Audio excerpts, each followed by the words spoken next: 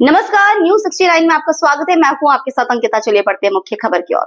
जबलपुर के शहीद स्मारक में सेना के सम्मान को नमन करने के उद्देश्य से कांग्रेस पार्टी द्वारा एक विशाल सभा का आयोजन किया गया। जबलपुर में आयोजित इस सभा को जय हिंद सभा का नाम दिया गया है।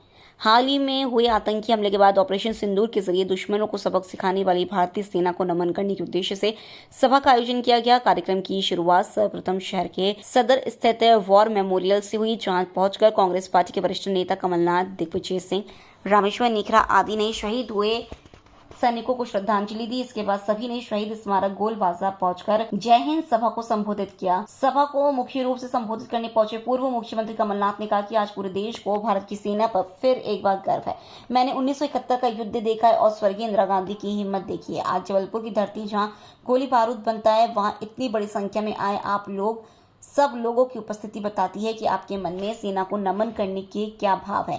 लेकिन कुछ लोग आपके इस भाव का राजनीतिक लाभ उठाना चाहते हैं। आपको इस चालाकी को समझना होगा। सभा को सेवानिवृत्त लेफ्टिनेंट जनरल श्याम श्रीवास्तव ने भी संबोधित किया। वहीं सभा में राज्यसभा सदस्य और वरिष्ठ नेता विवेक तनखा ने कहा, जबलपुर फौजियों का शहर है। जबलपुर ने युद्ध भी देखा है और युद्ध के परिणाम भी देखे। हरीश चौधरी ने कहा, पूरा देश आज भारत की सेना के पीछे खड़ा है। बॉर्डर पर ना कोई हिंदू है ना मुसलमान। भारतीय सेना के शौर्य को नमन करने कांग्रेस की जय हिंद सभा में आज वक्ताओं ने जमकर भाजपा की केंद्र सरकार और प्रधानमंत्री नरेंद्र मोदी पर हमला किया। जबलपुर से वाजिद खान की रिपोर्ट। कांग्रेस कमेटी के महामंत्री हरीश चौधरी जी, प्रदेश कांग्रेस कमेटी के अध्यक्ष जीतू पटवारी जी, विपक्ष के नेता माननीय उमा सिंगार जी, मंच पर विराजमान सभी वरिष्ठ नेतागण से सहमत हो और बधाई देता हूं एआईसीसी को, जिन्होंने जय हिंद सभा जबलपुर में रखी। जबलपुर का इतिहास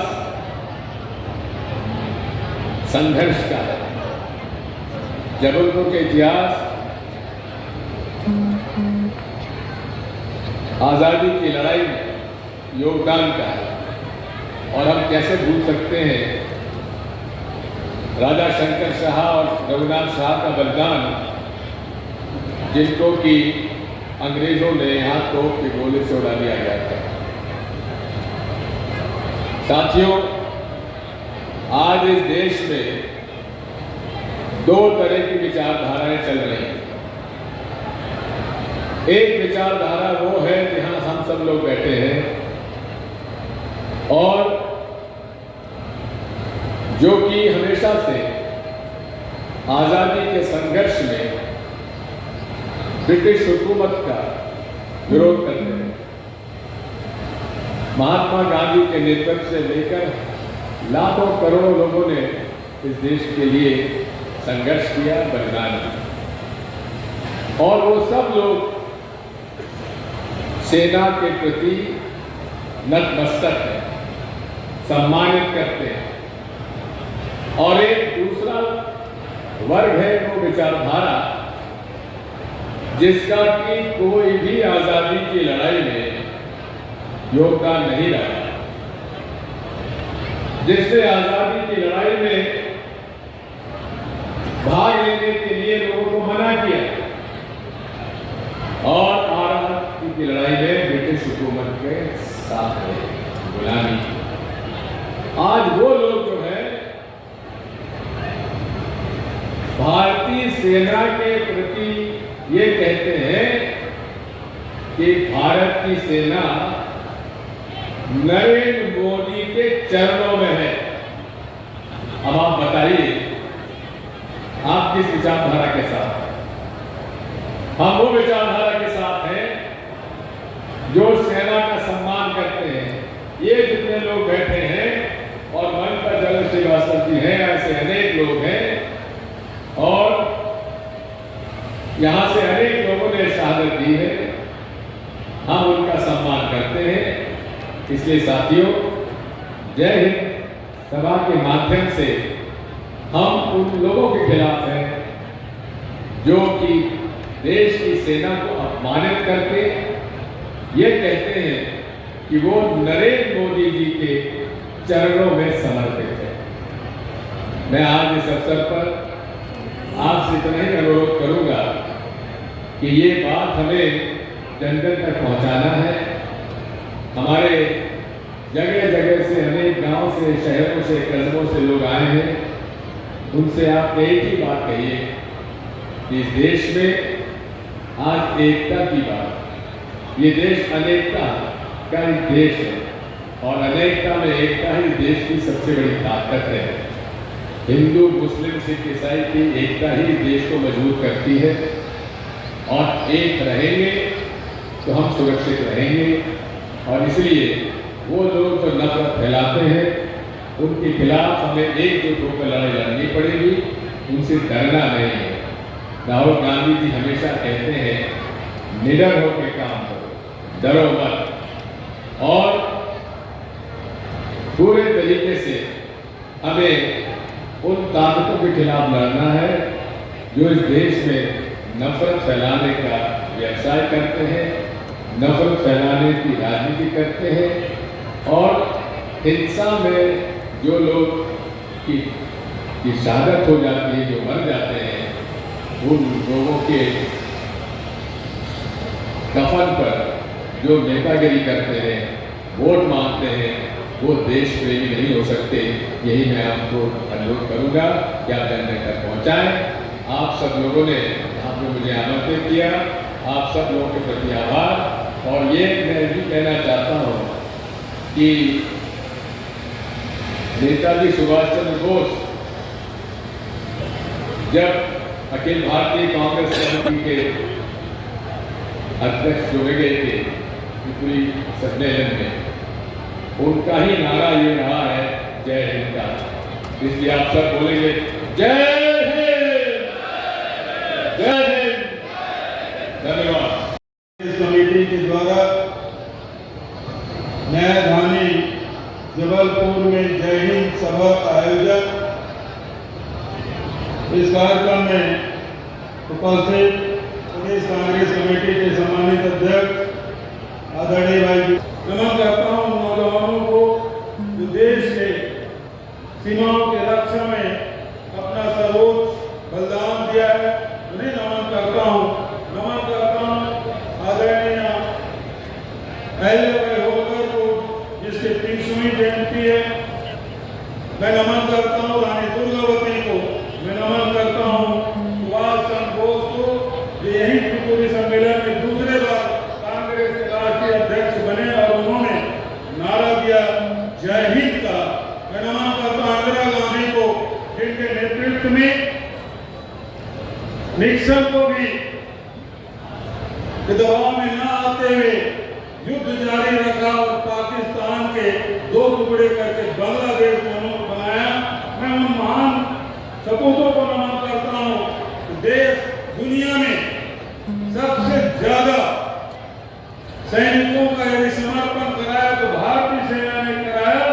पाकिस्तान के 93,000 सैनिकों का समर्पण उन्होंने बांग्लादेश में कराया। उन सेनानियों को, उन सेना के जवानों को, अधिकारियों को नमन करता हूं।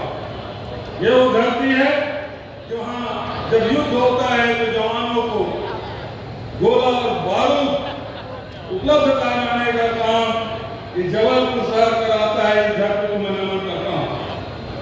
आदरणीय साथियों, अभी जो बात आई पहलगाम की घटना से, भारतीय जनता पार्टी की सरकार लगातार ये कहती रही कि गांव शांत है और आप बिना डरे, बिना भय के आप कश्मीर जाए, यात्रा करें। हजारों परिवार यात्रा किए, पहलगाम गए, 2000 से अधिक लोग वहां उपस्थित थे, लेकिन सुरक्षा में एक जवान भी नहीं था, एक पुलिस सिपाही भी नहीं था। दुर्भाग्यजनक बात यह है वहां 4 आतंकियों ने 36 लोगों को उसके धर्म पूछ कर मारा। तुम्हारा धर्म क्या है? आज तक जितने भी आतंकी हमले हुए कभी धर्म पूछ कर हत्या नहीं की। मुझे याद आता है 25 मई 2013 को छत्तीसगढ़ में नक्सली हमले हुए जिसमें विद्याचरण सुरेंद्र कुमार पटेल, महेंद्र कर्मा जैसे नेताओं को नाम पूछ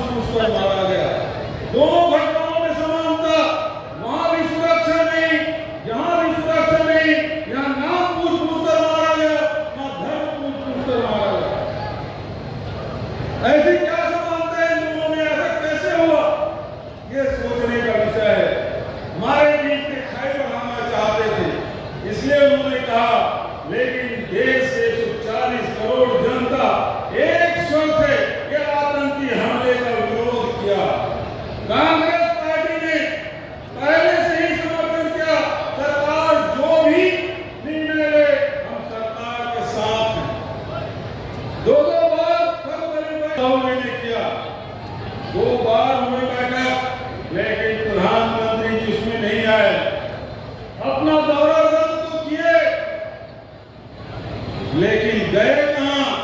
पहलगाम नहीं गए, वहाँ जो आतंकी पीड़ित हैं उनसे मिले नहीं, परिवार वालों से नहीं मिले और गए चुनाव प्रचार करने बिहार। देश उत्प्रेरित था कि कब आतंकियों का मुंहतोड़ जवाब देंगे। भारतीय जनता पार्टी के लोग मुसलमानी राजनीति कर रहे थे, वो सवाल पूछ रहे थे, लेकिन हम लोग धैर्यपूर्वक कांग्रेस पार्टी ने कहा कि हम भारत सरकार के समर्थन करते हैं, जो भी फैसला ले। और उस फैसले में जब ऑपरेशन सिंदूर हुआ उस समय भी कांग्रेस पार्टी पूरी मजबूती के साथ सरकार के साथ और सेना के साथ खड़ी हुई। लेकिन दुर्भाग्य की बात यह है उस समय भी भारतीय जनता पार्टी के लोग कांग्रेस से सवाल कर रहे थे, वो पूछ रहे थे कि मुंबई हमले में आपने जवाबी हमला क्यों नहीं किया।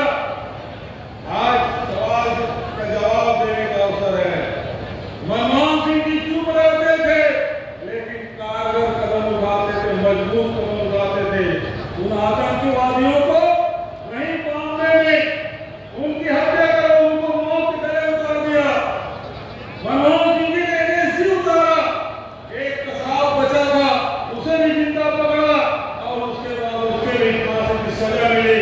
लेकिन मैं मोदी जी से पूछना चाहता हूँ कि पहलगाम में जब घटना घटी आपने एनएसजी क्यों नहीं उतारा, आप सेना क्यों नहीं उतारे, आप वहां के सैनिक बल को क्यों घेरा करने का आदेश दे दिया, पुलिस के जवानों को घेरा करने की जिम्मेदारी क्यों नहीं सौंपी।